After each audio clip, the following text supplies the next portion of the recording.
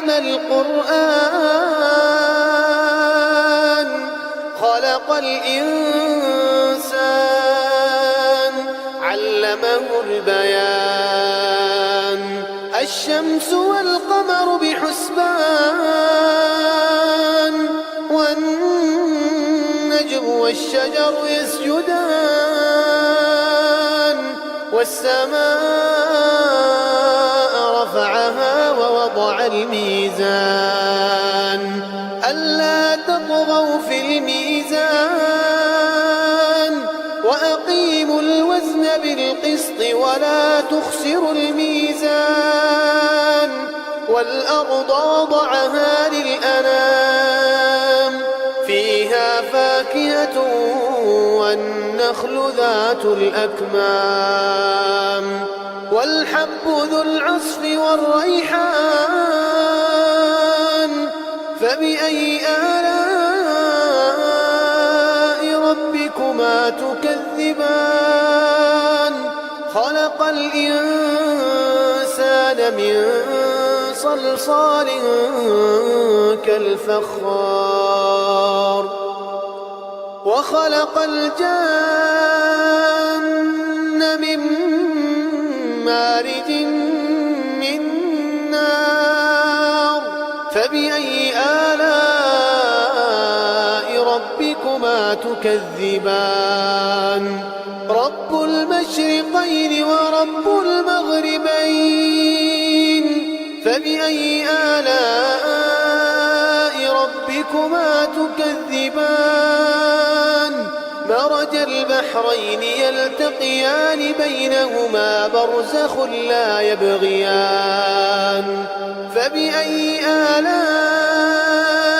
ربكما تكذبان يخرج منهما اللؤلؤ والمرجان فبأي آلاء ربكما تكذبان وله الجوار المنشآت في البحر كالأعلام فبأي آلاء ربكما تكذبان كل من عليها فان ويبقى وجه ربك ذو الجلال والإكرام فبأي آلاء ربكما تكذبان يسأله من في السماوات والأرض كل يوم هو في شأن فبأي آلاء ربكما تكذبان سنفرغ لكم أيها الثقلان فبأي آلاء ربكما تكذبان يا معشر الجن والإنس إن استطعتم أن تنفذوا من أقطار السماوات والأرض فانفذوا لا تنفذون إلا بسلطان فبأي آلاء ربكما تكذبان يرسل عليكما شواظ من نار ونحاس فلا تنتصران فبأي آلاء ربكما تكذبان فإذا انشقت السماء فكانت وردة كالدهان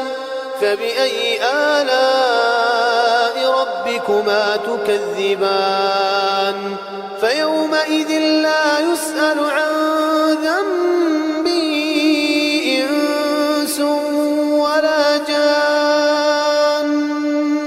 فبأي آلاء ربكما تكذبان يعرف المجرمون بسيماهم فيؤخذ بالنواصي والأقدام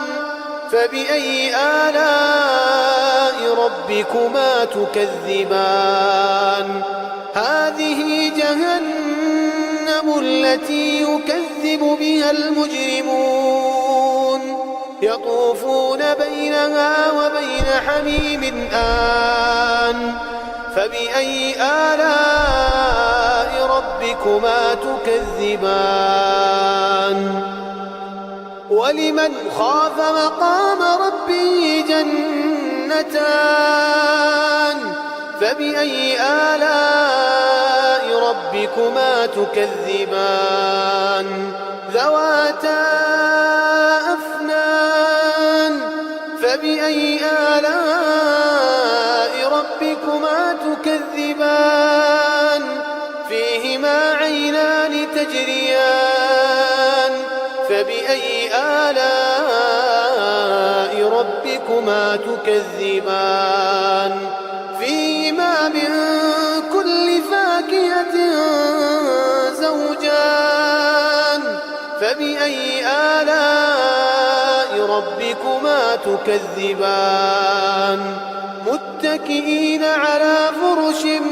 بطائنها من استبرق وجنى الجنتين دان فبأي آلاء ربكما تكذبان فيهن قاصرات الطرف لم يطمثهن إنس قبلهم ولا جان فبأي آلاء ربكما تكذبان كأنهن الياقوت والمرجان فبأي آلاء ربكما تكذبان هل جزاء الإحسان إلا الإحسان فبأي آلاء ربكما تكذبان ومن دونهما جنتان فبأي آلاء ربكما تكذبان مدهامتان فبأي آلاء ربكما تكذبان فيهما عينان نضاختان فبأي آلاء ربكما تكذبان فيهما فاكهة ونخل ورمان فبأي آلاء ربكما تكذبان فيهن خيرات حسان فبأي آلاء ربكما تكذبان حور مقصورات في الخيام